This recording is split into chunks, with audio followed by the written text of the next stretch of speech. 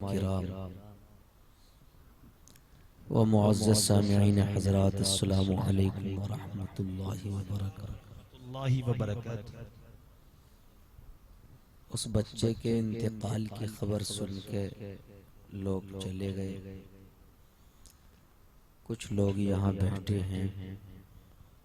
اللہ کا شکر ہے کہ پروگرام آپ کا بہت اچھا چل رہا ہے ماشاءاللہ، اور آپ نے بہت اچھے اچھے کلام سماعت کیے۔ بہت دور سے ایک شاعر صاحب آئے ہیں جن کو سیف کانپوری کہا جاتا ہے، ان کو کون سنے گا، ہے نا؟ الحمدللہ الحمدللہ وکفا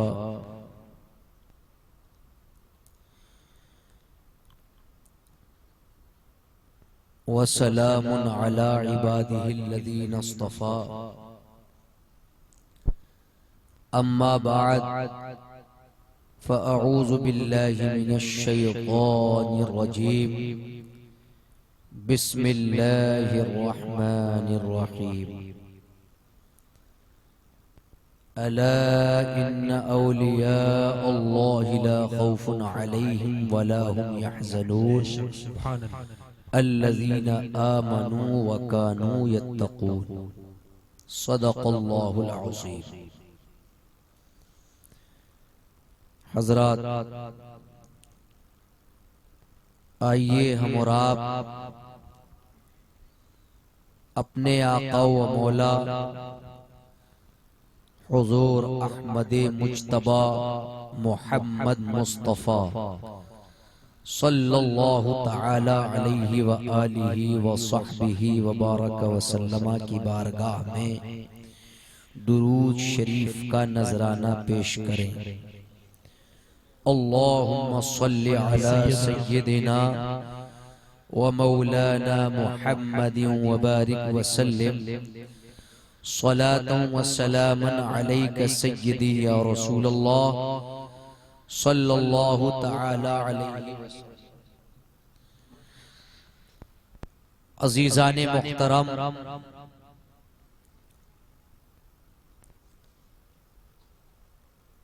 قرآن حکیم میں ارشاد فرمایا گیا، الا ان اولیاء اللہ لا خوف علیہم ولا هم یحزنون۔ خبردار،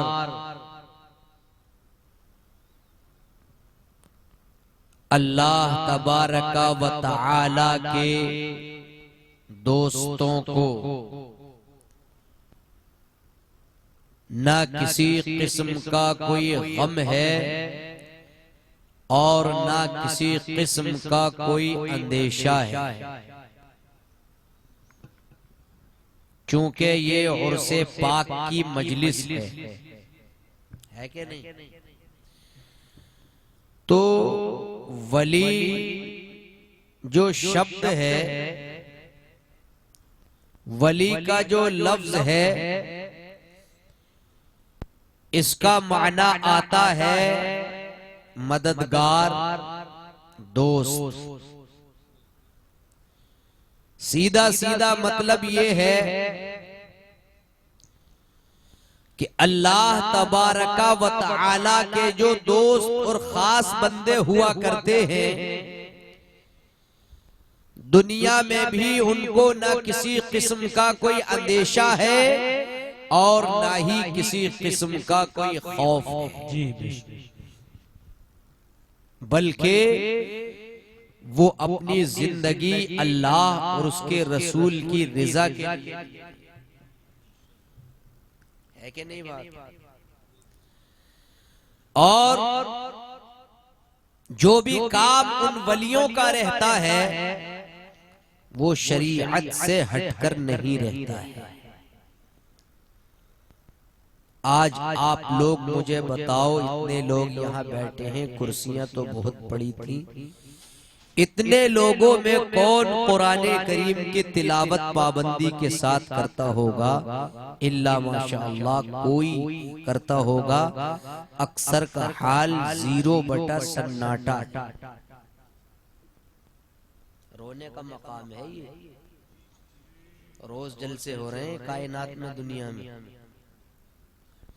لیکن جناب عالی آپ لوگ عمل سے بالکل کورے ہوتے چلے جا رہے ہیں،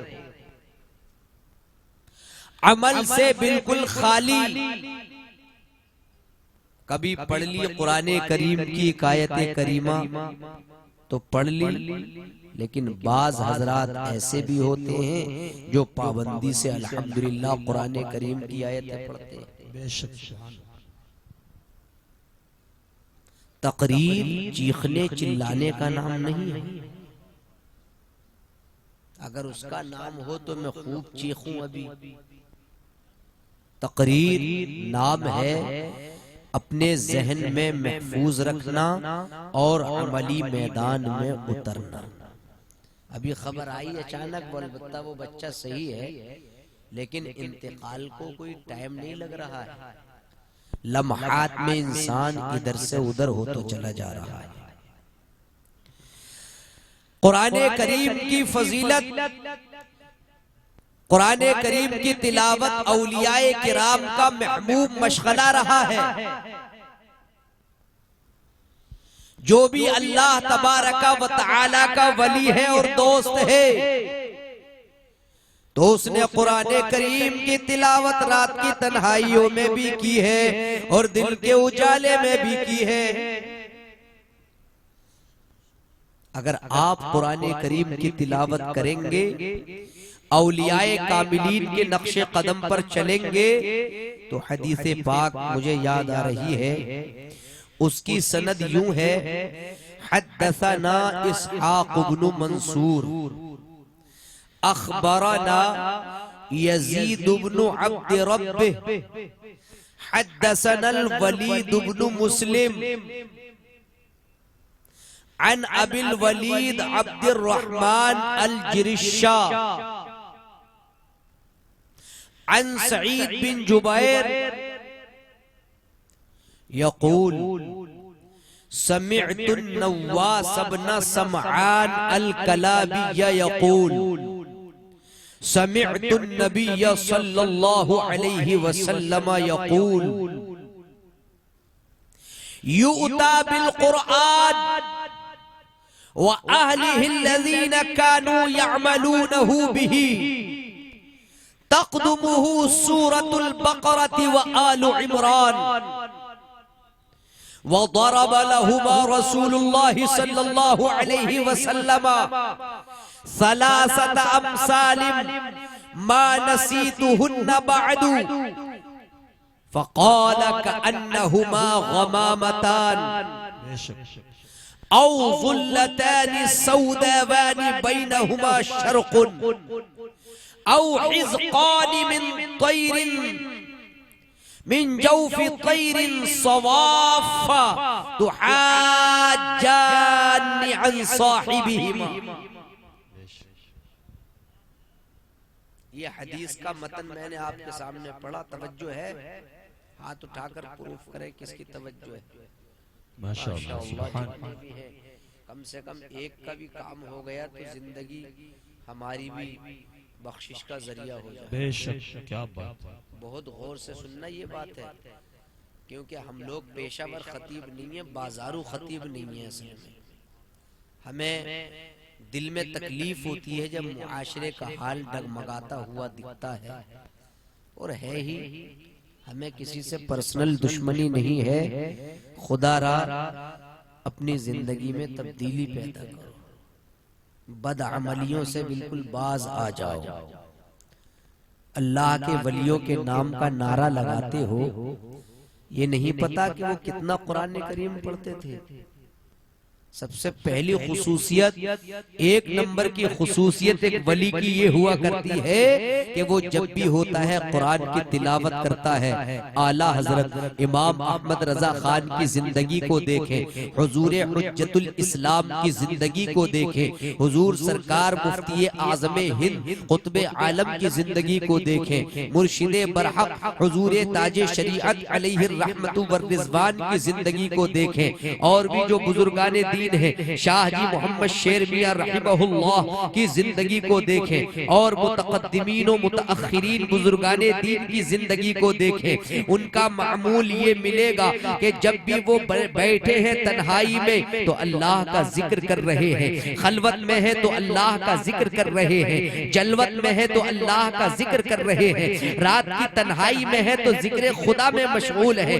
دن کے اجالے میں ہے تو ان کی زبان اللہ تبارک و تعالی کے ذکر میں مصروف نظر آ رہی ہے۔ میں کہنا یہ چاہوں گا، یہ اللہ کے مقدس ولی ایسے ہی نہیں بن جاتے ہیں، بلکہ اللہ تبارک و تعالی کے سچے دوست یہ ایسے بنتے ہیں کہ ان کا چلنا مصطفیٰ کریم کی شریعت کے مطابق ہوا کرتا ہے، ان کا کھانا مصطفیٰ کریم کی شریعت کے مطابق ہوا کرتا ہے، ان کی گفتار میرے آقا کی شریعت کے مطابق ہوا کرتی ہے، جو بھی کام کرتے ہیں اللہ اور اس کے رسول کی رضا کے لیے۔ نعرہ تکبیر، نعرہ رسالت، مسلک اعلیٰ حضرت، فیضان اولیاء کرام، علماء اہل سنت، زندہ باد زندہ باد۔ توجہ ہے، درود پاک سنائیں۔ اللہم صلی علی سیدنا و مولانا محمد و بارک وسلم صلاة و سلام علیک سیدی یا رسول اللہ۔ غور سے سننا ذرا باتیں سمجھ میں آ رہی ہیں نا؟ جی تو یہ جو میں نے حدیث آپ کے سامنے پڑھی تو قرآن کریم جو پڑھے گا اسے اللہ کا قرب حاصل ہوگا۔ چنانچہ اس کی سند کے ساتھ میں نے آپ کے سامنے حدیث پڑھی۔ صاحب کتاب کہتے ہیں ہم سے حدیث بیان کی اسحاق بن منصور نے، وہ کہتے ہیں ہم سے حدیث ہم کو خبر دی یزید بن عبد ربہ نے، اور وہ روایت کرتے ہیں ولید بن مسلم سے، اور وہ روایت کرتے ہیں عبد الرحمن الجرشہ سے، وہ روایت کرتے ہیں سعید بن جبیر سے، اور انہوں نے نواس بن سمعان کلابی سے سنا۔ نواس بن سمعان کلابی کہتے ہیں، کیا کہتے ہیں کہ میں نے رسول کریم صلی اللہ تعالی علیہ وآلہ وسلم کو فرماتے ہوئے سنا۔ کیا سنا؟ یوتا بالقرآن، قیامت کے دن قرآن سفارش کرے گا، قرآن کو لایا جائے گا۔ وَأَهْلِهِ الَّذِينَ كَانُوا يَعْمَلُونَهُ، اور قیامت کے دن ان لوگوں کو بھی لایا جائے گا کہ جو قرآن کریم کے احکام پر عمل کیا کرتے تھے، ان کو بھی لایا جائے گا۔ اور کیا ہوگا؟ تقدمہ سورۃ البقرۃ و آل عمران، ان کے آگے آگے سورہ بقرہ بھی ہوگی، اور ان کے آگے آگے سورہ آل عمران بھی ہوگی۔ یعنی قرآن ان کی سفارش کرے گا، سورہ بقرہ ان کی شفاعت کرے گی، سورہ آل عمران ان کی شفاعت کرے گی۔ میں پوچھنا چاہوں گا، یہ سورہ بقرہ کا سفارش کرنا، یہ سورہ آل عمران کا سفارش کرنا کیا بے پڑے ہو جائے گا؟ ادھر توجہ کرو، قرآن کریم اگر آپ نے دنیا میں نہیں پڑھا ہے تو کیا مرنے کے بعد قرآن کریم تمہاری سفارش کرے گا؟ دن بھر گپ شپ، غیبت، چغلی، دکھاوا، ریاکاری، اس کی جب نیت رہے گی تو آخرت میں اس خوش فہمی میں مت رہنا کہ ہماری سفارش ہو جائے گی۔ انسان اتنا کاہل اور سست ہو گیا ہے کہ وہ احکام شرعیہ پر عمل کرنے سے کتراتا نظر آتا ہے بظاہر، اللہ کی پناہ چاہتا ہوں اتنی تساہلی سے شہرت مل جائے، دولت مل جائے، اچھا میرا عہدہ مل جائے، دنیا بن جائے، بس اتنی ہی تھنکنگ رہ گئی ہے۔ اس کے بعد سے غافل ہے۔ قرآن کریم میں جگہ جگہ فرمایا گیا، یاد دہانی کرائی گئی کہ آخرت کا گھر سب سے اچھا گھر ہے، آخرت کا گھر سب سے کامیاب گھر ہے، اور اسی کامیاب گھر کے لیے تیاریاں کرنا ہے۔ وَالْآخِرَةُ خَيْرٌ لِمَنِ اتَّقَى، اور آخرت کا گھر اس کے لیے سب سے بہتر ہے کہ جس نے تقوی اور پرہیزگاری اختیار کی۔ کیا بات ہے، ماشاءاللہ۔ بتاؤ ہاں تو ختم کر دیں۔ اچھا کر دیں۔ اچھا میت ہو گئی وہ لڑکا، نہیں مرضی ہے آپ لوگ ہی ہے نا، اس میں کوئی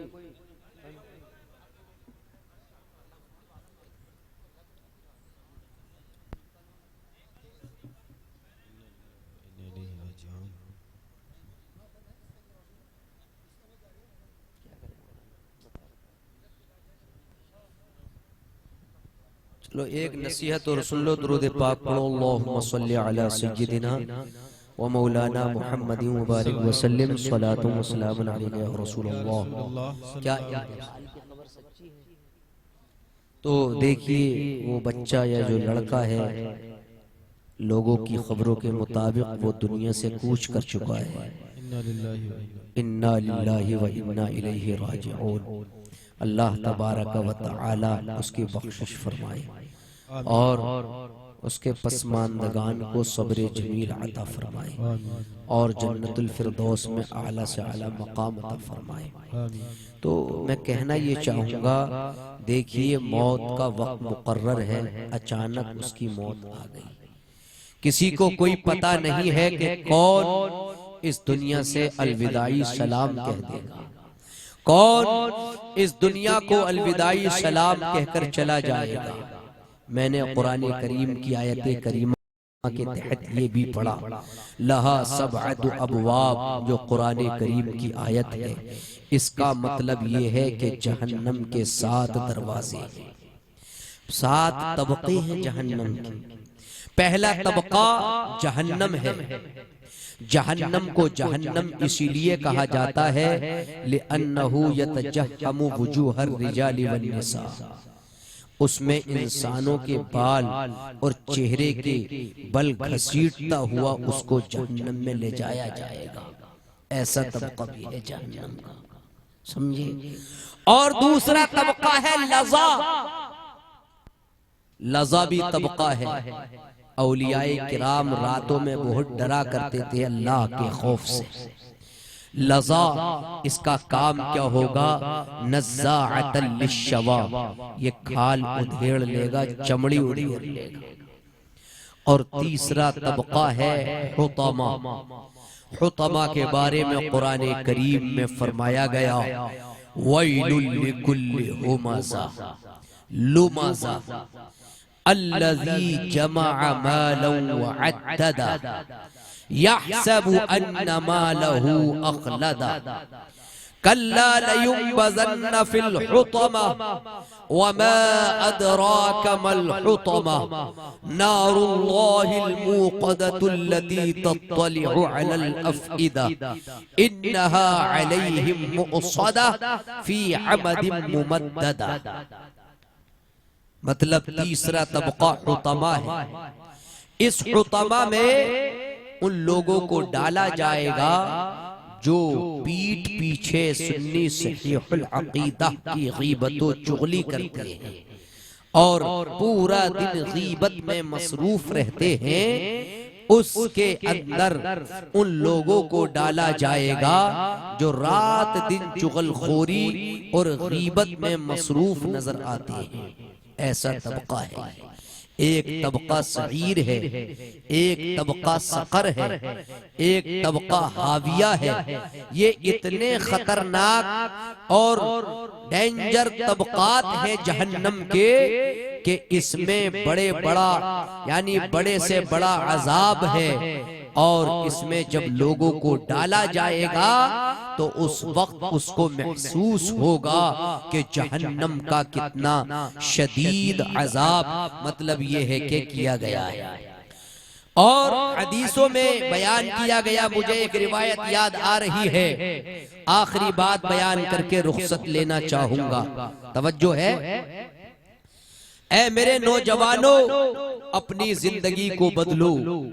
حدیث پاک کی سند یوں ہے، حدثنا موسیٰ بن اسماعیل، حدثنا جریر بن حازم، حدثنا ابو رجاء عن سمرة بن جندب قال كان النبي صلى الله عليه وسلم إذا صلى صلاة أقبل علينا بوجهه فقال من رأى منكم الليلة رؤيا قال فإن رأى أحد قصها فيقول ما شاء الله فسألنا يوما فقال هل رأى أحد منكم رؤيا قلنا لا قال لكني رأيت الليلة رجلين سبحان اللہ کہو بلند آواز سے، رجلين يتياني فأخذا بيدي فأخرجاني إلى الأرض المقدسة، بلند آواز سے کہیے سبحان اللہ۔ فإذا رجل جالس ورجل قائم بيده كلوب من حديد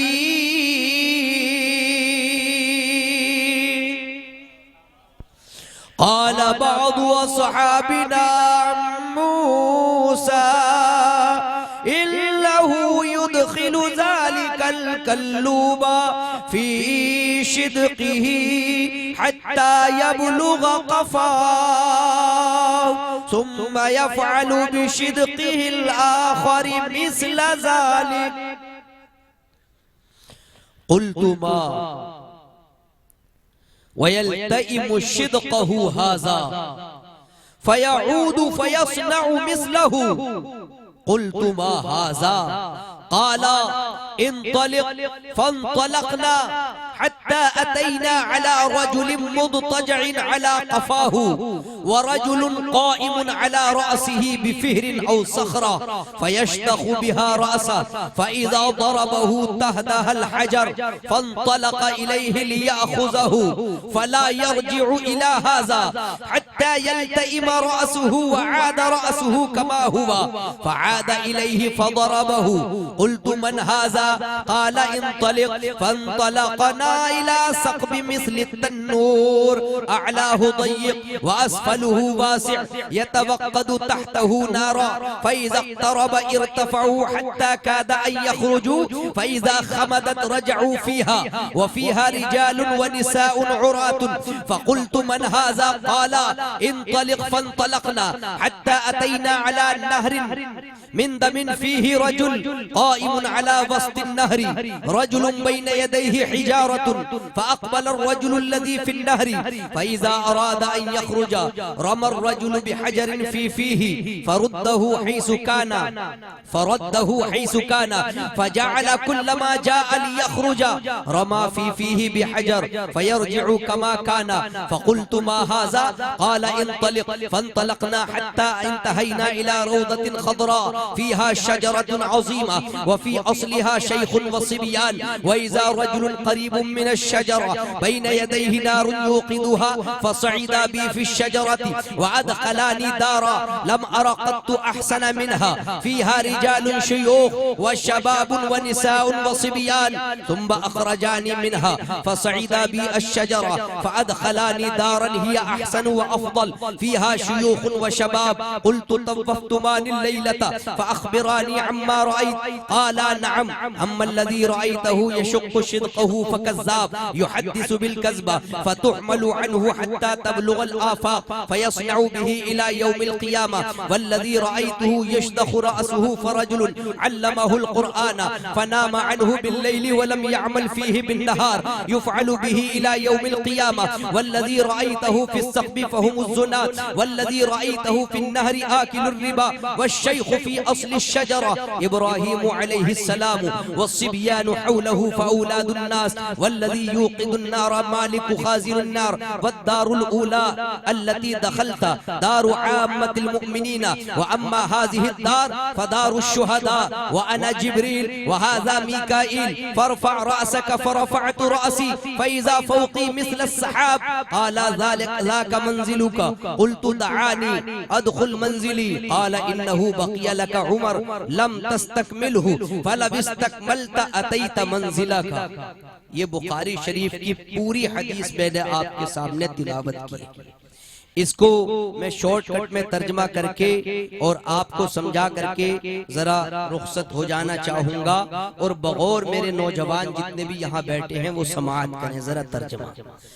حضرت سمرہ بن جندب سے روایت ہے کہ نبی کریم صلی اللہ تعالی علیہ وسلم جب نماز سے فارغ ہوتے نا اقبل علینا بوجہہ تو چہرہ ہماری طرف متوجہ فرماتے یعنی چہرہ ہماری طرف کرتے اور نصیحت کرتے اور یہ ارشاد فرماتے تم میں سے کس نے رات میں کوئی خواب دیکھا ہے. موجودین میں سے کہتے کہ تم میں سے کس نے کوئی خواب دیکھا ہے ذرا بتاؤ.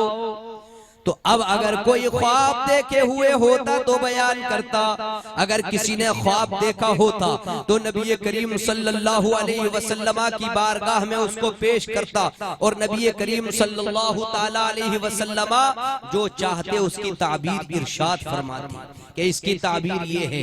ایک دن نبی کریم صلی اللہ تعالی علیہ وآلہ وسلم نے دریافت کیا کون ایسا ہے کہ جس نے رات میں کوئی خواب دیکھا ہے.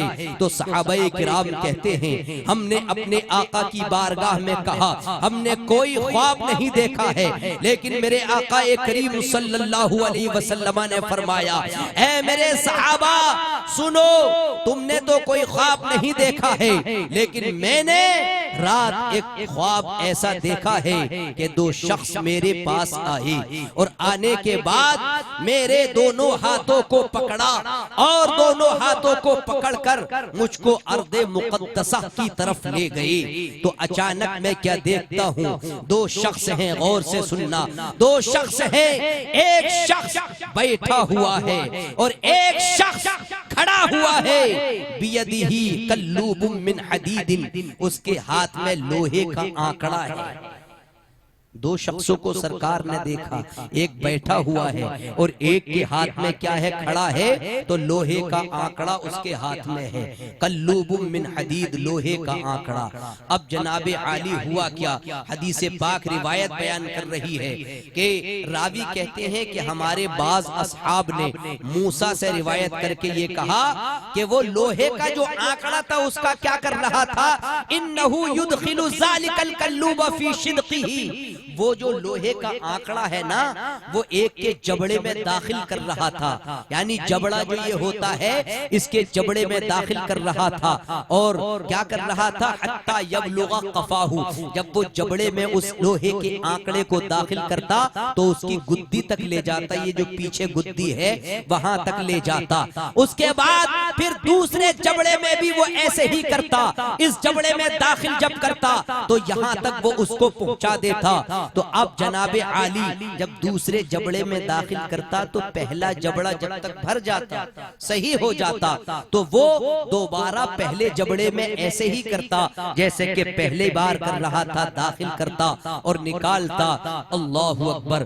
نبی کریم صلی اللہ علیہ وسلم نے کہا قلت ما ھذا, میں نے کہا یہ کون ہے, یہ کیا معاملہ ہے, آخرکار کیا ہو رہا ہے. اے نوجوانوں, راتوں رات تقریر سن کر کے عملی میدان سے کتراتے ہو، اے غیبت و چغلی میں لگے رہتے ہو، ہاں ہاں ٹھٹے بازی قصے کہانیاں ای وہاں چنی و چنا، ہم کو شرم آنی چاہیے کہ ہم مجلسیں سجاتے ہیں، لطیفے بازی قصے کہانیاں کے لیے نہیں سجاتے ہیں، ہم آقائے کریم کا ذکر کرتے ہیں، آخرت کو بنانے کے لیے کرتے ہیں، ہم اولیاء کرام کا ذکر کرتے ہیں، آخرت کو بنانے کے لیے کرتے ہیں، ہم نبی کریم صلی اللہ تعالی علیہ وسلم پر درود پاک کا نذرانہ پیش کرتے ہیں، ہم دنیا کے لیے نہیں بلکہ آخرت کو بنانے کے لیے کرتے ہیں۔ سبحان اللہ۔ اس کے بعد کیا ہوا سمجھ میں آ رہی ہے روایت؟ غور سے سننا ذرا اور عملی میدان میں بھی اترنے کی کوشش کرنا، صرف ریاکاری اور دکھاوا مت کرو۔ ادے پور کے لوگوں، ہماری یا ادے پر یہ مقدس سرزمین ہے، آپ خوش نصیب ہیں الحمدللہ جو یہاں تقریروں میں بیٹھے ہوئے ہیں اور اپنے خانہ دل کو منور کر رہے ہیں۔ تو دونوں نے کہا ذرا توجہ سے سنیں اور عملی میدان میں اترنے کی کوشش کریں۔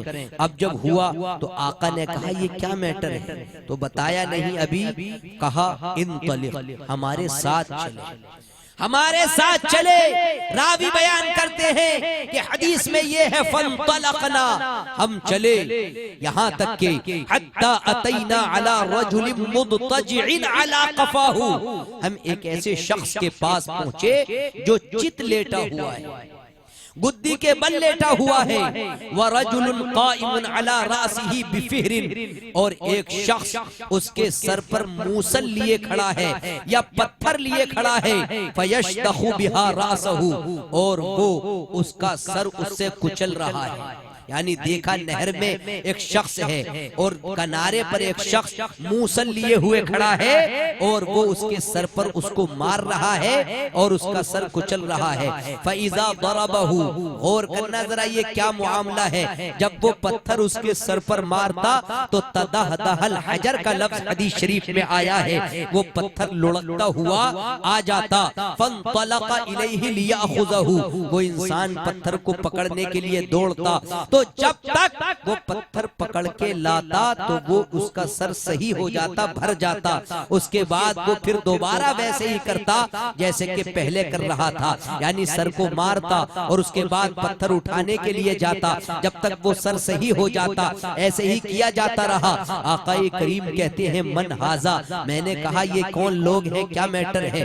دونوں نے کہا چلیے ذرا ہم چلے، اور آگے کیا دیکھتے ہیں، ہم نے ایک تنور کی طرح سوراخ دیکھا، جیسے روٹیاں تندور میں سکتی ہیں کہ نہیں، اس کی طرح سوراخ دیکھا، اس کا اوپری حصہ نہایت تنگ تھا اور نیچے والا حصہ کشادہ تھا، اس کے نیچے آگ روشن تھی، آگ جل رہی تھی۔ معاملہ یہ تھا اس میں کچھ مرد بھی تھے اس میں اور کچھ ننگی عورتیں بھی تھیں، ان کے جسموں پر کپڑا نہیں تھا، برہنہ عورتیں تھیں، کچھ مرد بھی تھے۔ نبی کریم صلی اللہ تعالی علیہ وسلم کہتے ہیں میں نے پوچھا من ہاذا، یہ کون ہے؟ دونوں نے کہا، دونوں شخص جو خواب میں دیکھے تھے وہ دونوں شخص، ان دونوں نے کہا انطلق، چلیے، فانطلقنا، تو ہم چلے، حتی اتینا علی نہر من دم فیہ، یہاں تک کہ ہم ایک خون کی نہر کے پاس آئے جس میں ایک مرد تھا، وہ نہر کے کنارے پر کھڑا ہوا تھا اور ایک شخص تھا وہ نہر کے بیچ میں کھڑا ہوا تھا، اس کے ہاتھ میں پتھر تھا، دونوں ہاتھوں میں پتھر تھے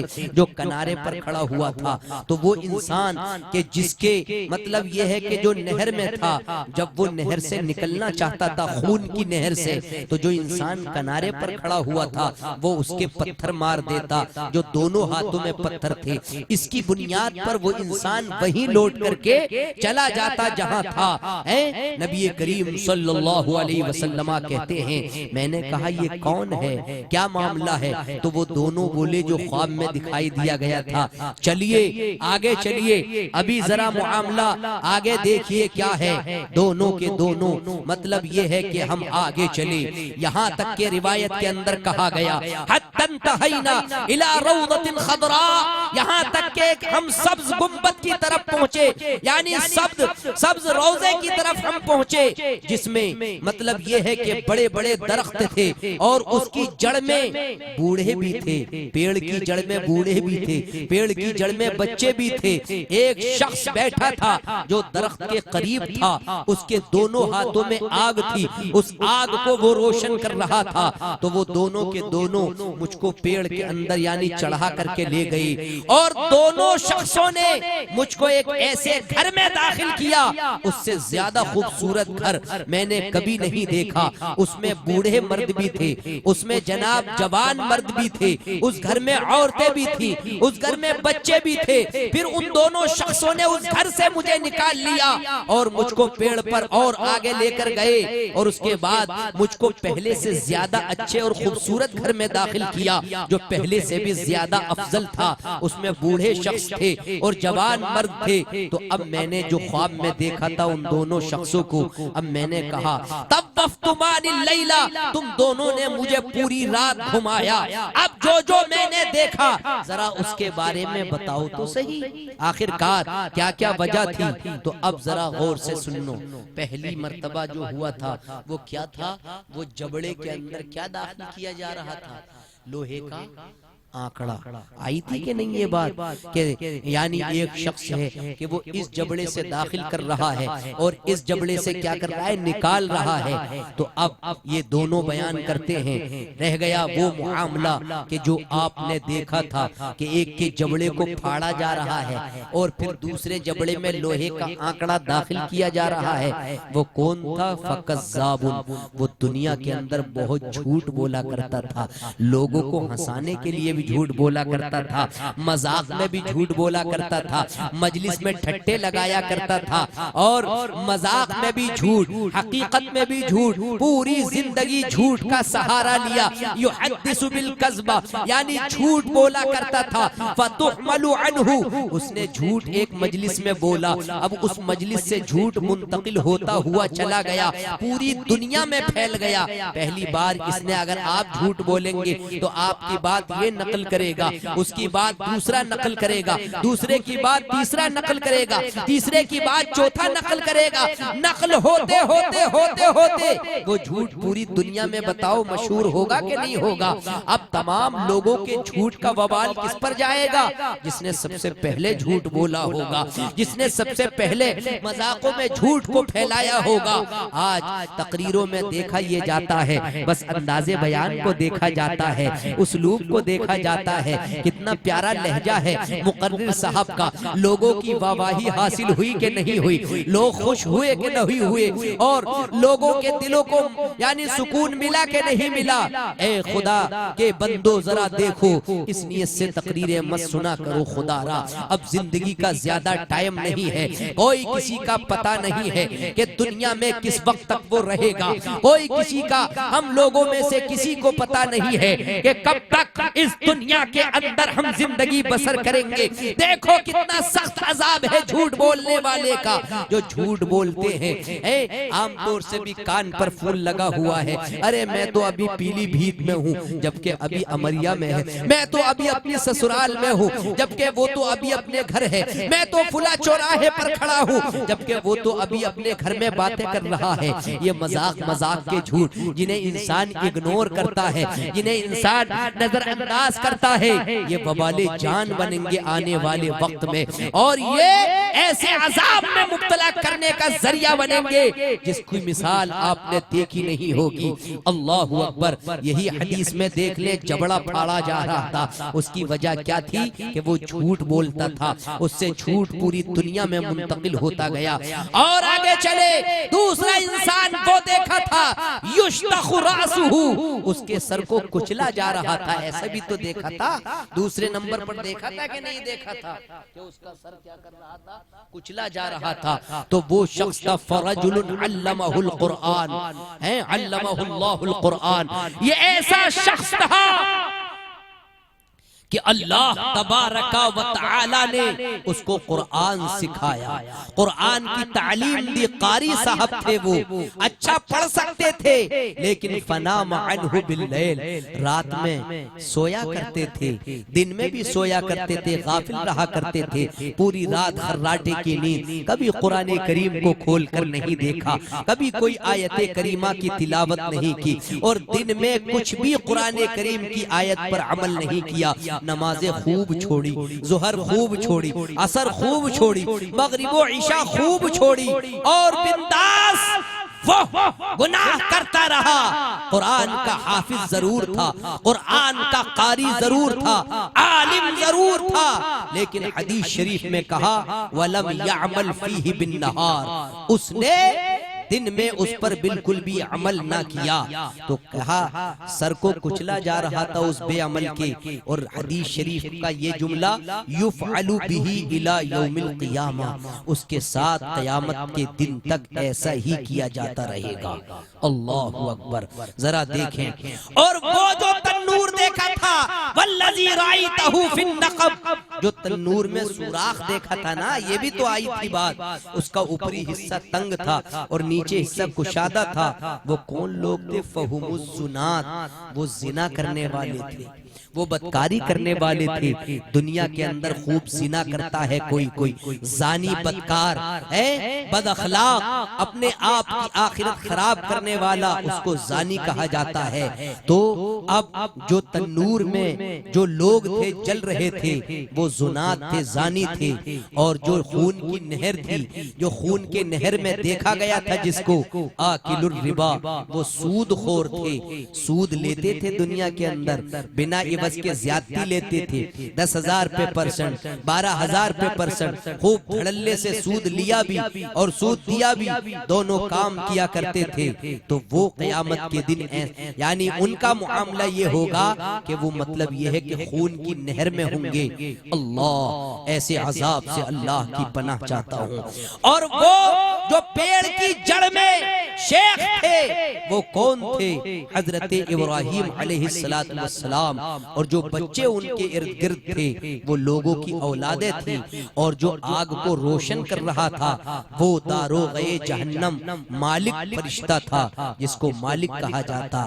اور سرکار نے جو پہلا گھر دیکھا، جس گھر میں بتا رہے ہیں جس گھر میں آپ کو داخل کیا گیا پہلی مرتبہ ہے، تو وہ عام مومنین کا گھر تھا، اور یہ گھر جس میں اب ہیں تو یہ شہیدوں کا گھر ہے، شہداء کا گھر ہے۔ تو اب میں جو بتانا چاہتا ہوں وہ یہ کہ وہ بیان کرتے ہیں، خواب میں جو دو آئے تھے، کہتے ہیں وَأَنَا جبریل، میں جبریل ہوں، اور اس کے بعد کہتے ہیں یہ میکائیل ہیں، اپنے سر کو اٹھائیے۔ تو نبی کریم صلی اللہ تعالی علیہ وسلم کہتے ہیں فَرَفَعْتُ رَأْسِي، میں نے اپنے سر کو اٹھایا تو اچانک میرے سر کے اوپر بادل کی طرح کوئی چیز تھی۔ دونوں نے کہا ذَاكَ منزلُكَ، یہ تمہارا گھر ہے، تمہاری منزل ہے۔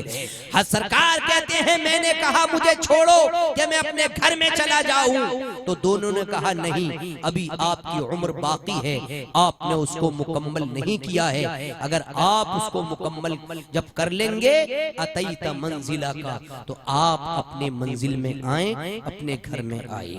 یہ ایک روایت پوری میں نے آپ کو سنائی، لمبی حدیث، اسی پر عمل کرنا اور اپنی زندگی کو کامیاب بنانا۔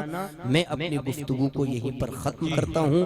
اللہ تبارک و تعالی ہم سب کو عمل خیر کی توفیق عطا فرمائے، دارین کی سعادتوں سے مالا مال فرمائے۔